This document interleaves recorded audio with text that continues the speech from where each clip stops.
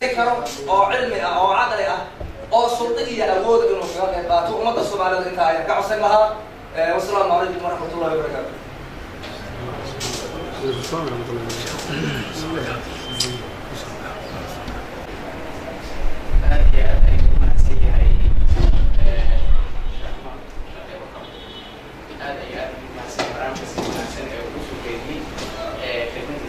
sababtoo tahay Soomaalidu caadaad iyo dhaqan bay leedahay caadaadkii iyo dhaqankii waxa weeye gabadh waa la ilaaliyaa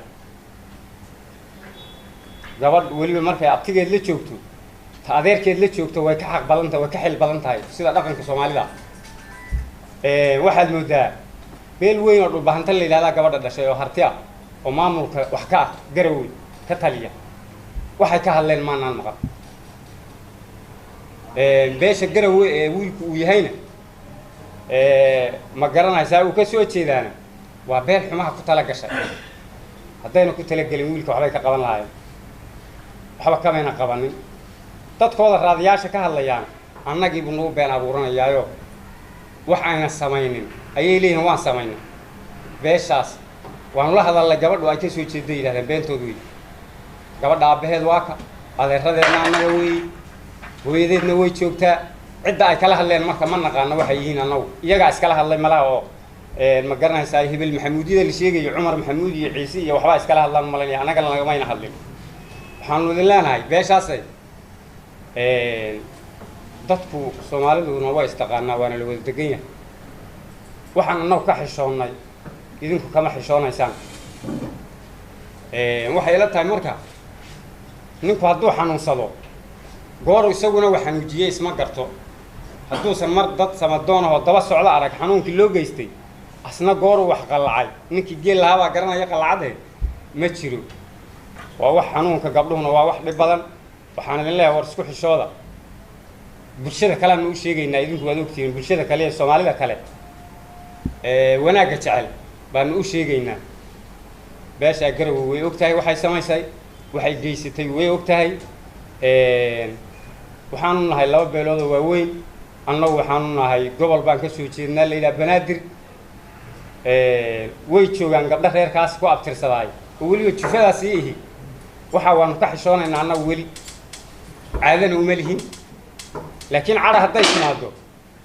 waan samaynaynaa kolaan ma garanaysaa waanu ku samaynaynaa wixii lagu sameeyay qaniya ka fujisaa leey waanu qaniinaynaa ninkiina qaniya marka waxay la tahay intaasaan ku soo xidhayaa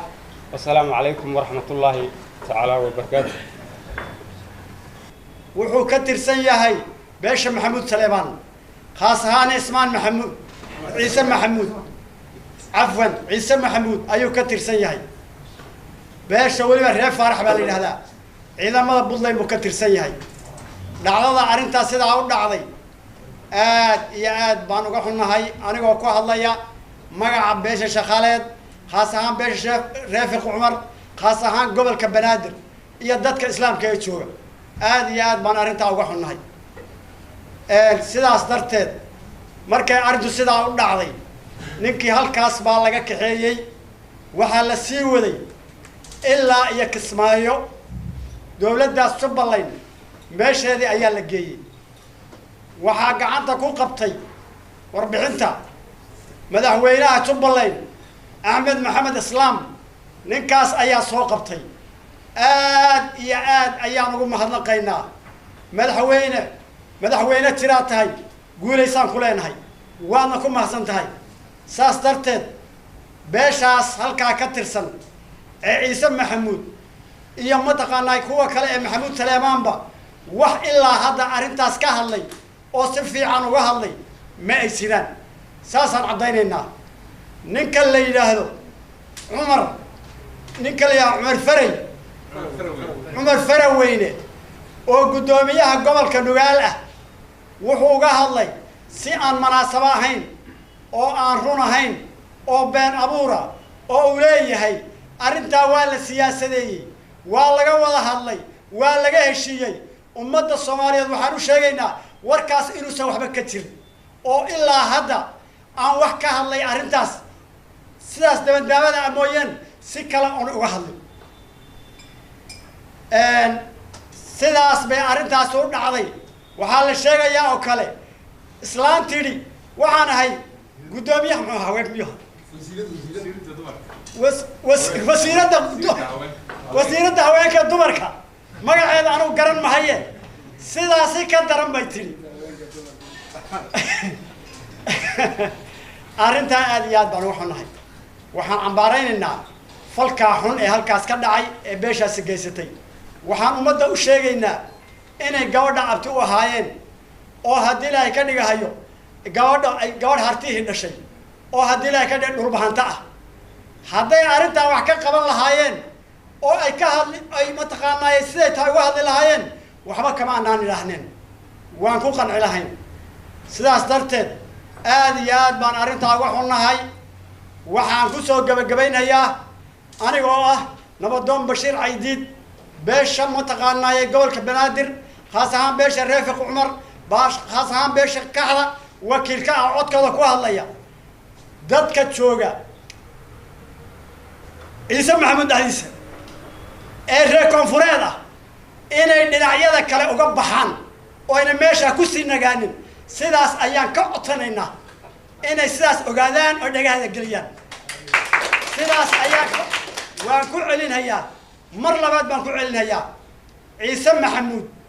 dadka dhex jooga ama xagga cumar maxamuud ha uga baxeen ama xagga ciise maxamuud ha uga baxeen ya ama xagga cismaan maxamuud ha uga baxeen ama xagga cumar maxamuud ha uga baxeen ama xagga somalilan ha uga baxeen ha iskaga baxeen meesha ciise maxamuud dhexdeeda ha ka baxeen baan leen yaan ku baaqaynaa wabilahi tawfiiq makaankan aan taaganahay waxaan kaga hadlahayaa dhacdadii odayaashii igu horreeyey ay kaga hadleen ee dhibane faa'iza maxamed sheekh cabdixayi ku dhacday aniga oo waalidkeeda oo aabbaheed ah dhacdadaasi sidaa aydun maqlayseen dhacdo aad iyo aad u foolxun bay ahayd dhacdadaa foosha xun ee ka dhacday maamulka puntland khaas ahaan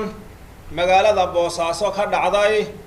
dhacdadaasaan kaga hadlahayaa intii ilaahay iga waafajiyo dhacdadaasi sida ay ka sheekeeyeen salaadiintii iyo mashaaikhdii iyo waxgaradkii igu horreeyey dhacdadaa foosha xun waxay ku dhacday dhibane faa'iza maxamed sheekh cabdixayi sida ay ka warrameen raggii igu horreeyey bayna markaa haddaba dhacdadaasi u dhacday waxaan uga gudbahayaa intaa marka ugu horreeya waxaan salaamahayaa dhammaan hawshan maanta halkan lagu hayo ragga ka soo qayb galay hadday salaadiin tahay hadday mashaa'ikh tahay hadday dhalinyaro tahay dhammaan waxaan ku salaamahayaa salaamta qur-aanka assalaamu calaykum waraxmatullaahi wabarakaatu salaam bacdigeed waxaan ka hadlahayaa oon u mahadnaqahayaa ninkan markaa jaa'irka ah ee mufsidka ah ee dhacdadaa foosha xun markaa geystay ee meeshii uu ku geystay laga soo sagootiyey ee laga soo musaafiriyey ee lagu talagalay inuu baxsado ee lugihiisa ku gaadhay gobolka maamulka jubbaland magaalada kismaayo ku gaadhay maamulkii soo qabtay madaxweyne axmed madoobe waan u mahadnaqahayaa aad iyo aad baan noogu mahadnaqahayaa hawshaa xilka sida uu isaga saaray iyo sida uu usoo qabtay aad iyo aad baan noogu mahadnaqahayaa hawshaa iyada ah waxaan markaa haddaba ku cambaaraynaynaa maamulkii hawshaasi ay ka dhex dhacday sida ay ka yeeleen ee dareen la-aanta ah ee islaamnimo la-aanta ah ee ehelnimo la-aanta ah ay ka yeeleen ninka faajirka ah ee mujrimka ah ee gacanku dhiiglaha ah ee hawshaa uu sameeyey ee sidii iyakoo markaa haddaba hawshaa ku qanacsan ama raalligaba ka ah ay ooga aamuseenna waanu cambaaraynaynaa markaa hawshaa iyada ah waxaan u soo jeedinhayaa laamaha amniga iyo hay-adaha xuquuqul islaamka u dooda iyo dowladda dhexe dhammaan waxaan u soo jeedinhayaa sida ugu habboonida badan hawshaa inay ooga qayb qaataan oo ay uga hadlaan hadalkii anigoo badiya anigu intaasaan kusoo koobayaa wasalaamu calaykum waraxmatullaahi wabarakaatu haddii lay waraysto haddii aad markaa haddaba halkan aan ka taabto gabadha caafimaadkeeda wax iiga xogaalsan ma jiro maanta waxay dhaawacaasi ku yaallaa muddo aad iyo aad u fara badan buu ku yaallaa 20 iyo dheeraad buu ku yaallaa dhaawacaasi wax isbeddel ah oo iminka la taaban karo oo markaa haddaba meeshaa markaa ka soo baxay ma jiro 3 jeer baa la qalay maanta ugu dambaysayna markaa haddaba dhaawicii si markaa haddaba culays iyo si dhib mooyeen wax caafimaad oo ka muuqda ay ma jiro gabadha caafimaadkeeda haddii markaa haddaba la weydiiyo caafimaadkeedu waa sidaa dhimaansho iyo geeri iyo dhimaanshay u dhaxaysaa gabadhaasi markaa haddaba caafimaadkeedu mid ay noqonna ilaahay baa ku cilmi leh wasalaamu calaykum waraxmatullaahi wabarakaatu